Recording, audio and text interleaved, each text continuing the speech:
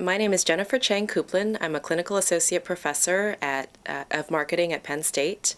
I've been here for the last 11 years, and I went to UC Berkeley for my undergraduate education in business, and then to Northwestern for my master's and my PhD.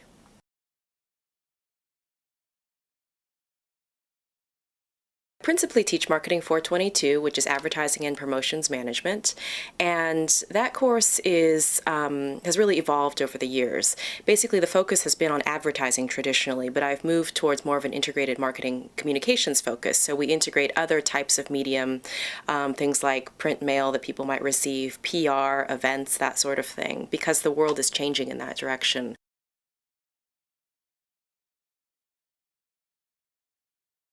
I decided to do something a little bit different with the class. I noticed that the world was becoming more multimedia. The students seemed to have this real energy and interest, actually, in learning about developing their own commercials, making their own print ads and such.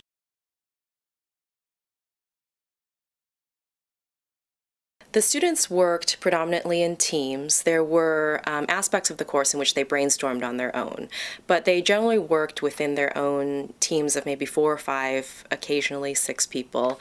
But I had the class actually do something different this semester, which was work together in some ways. So the teams were divided up so that they collected data from different sources. So some students were in charge of talking to food science faculty, other students were in charge of talking to DUS students who hadn't picked a major, others were talking with chemistry students or food science students, or just a variety of different constituents who might be interested in the food science major.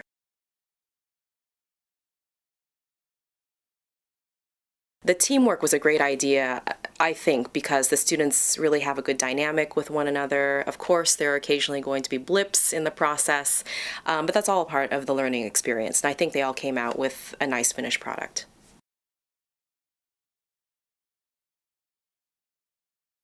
And towards the end of the semester, they actually gave a presentation to the client, to the class, to me, and that worked out really well. I think there was a lot of energy in the class at that time. I allowed students to actually fill out cards with comments to their classmates about things they really liked about their project, maybe suggestions for improvement. The client actually had a hand in extra credit for the project, and so the client picked the top, I think it was 3 projects that they found the most innovative or intriguing that they might actually use in the future. So that went certainly into the grading, and I did sort of the bulk of the grading of the presentations. I think videos are really the future. When we teach in the junior core, for instance, I teach BA 303, which is a really large lecture course. A lot of people are saying that our students today are not used to the idea of just sitting there for 50 minutes or 90 minutes and listening to a professor talk and even click through slides. That's boring, it's not engaging. It turns out the students today, they all have their iPhones or MP3 players or whatever it is. They're very used to being multimedia as people. They're more savvy than we are. So I really think that it makes sense to engage in something like a video project because it's a natural interest of students. It's a natural interest of businesses these days. When our students are getting hired, they end up going into jobs where they need these skills, or they have to learn them very quickly.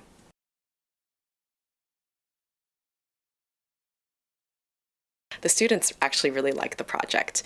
I think there were a couple aspects of the project that were a bit risky. One was that we were doing a real-life project, and you never really know how that's going to work. But the food science major worked out really well because it was relatable enough, but not relatable. So the students actually had to do a lot of background research, and as a client, they were great. I think the video aspect of it really added a nice layer. There were teams that chose not to do it, I think, because they shied away and were a little bit afraid of venturing into new territory. But I feel like even those students got really excited about the video projects that were presented in class.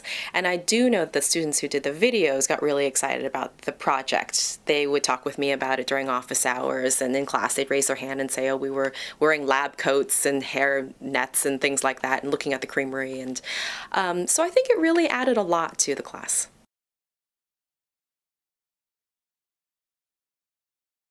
I think really that aspect that you can develop a commercial or you can develop a promotional piece and have something in your e-portfolio or have something on YouTube. And, some students would say, oh, well, I sent this around to all of my family and my mom's now been forwarding it to all of our relatives. And now everybody's talking about this video that we created. That's something really tangible that goes beyond just a PowerPoint presentation, that sometimes doesn't frankly go beyond a classroom or maybe the client's office door, to something that's really tangible and becomes completely universal.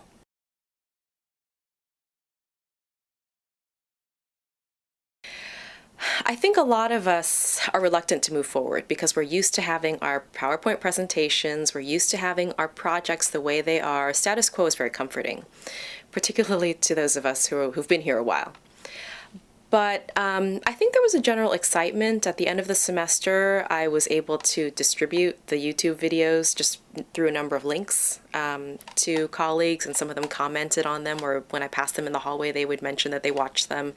And it was something that felt really rewarding and tangible in that sense, that goes beyond just sort of chit-chatting in a hallway and saying, guess what, my students did these papers and they were kind of interesting, but actually being able to show them something that felt like turning on a TV or the internet and seeing a finished product.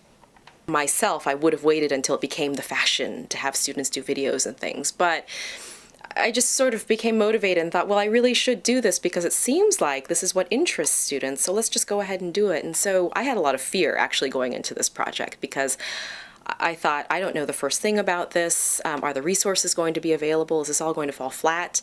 But I felt really lucky with the resources we had available, and the students were really excited and really wanted to make the effort to come up with a polished, finished product.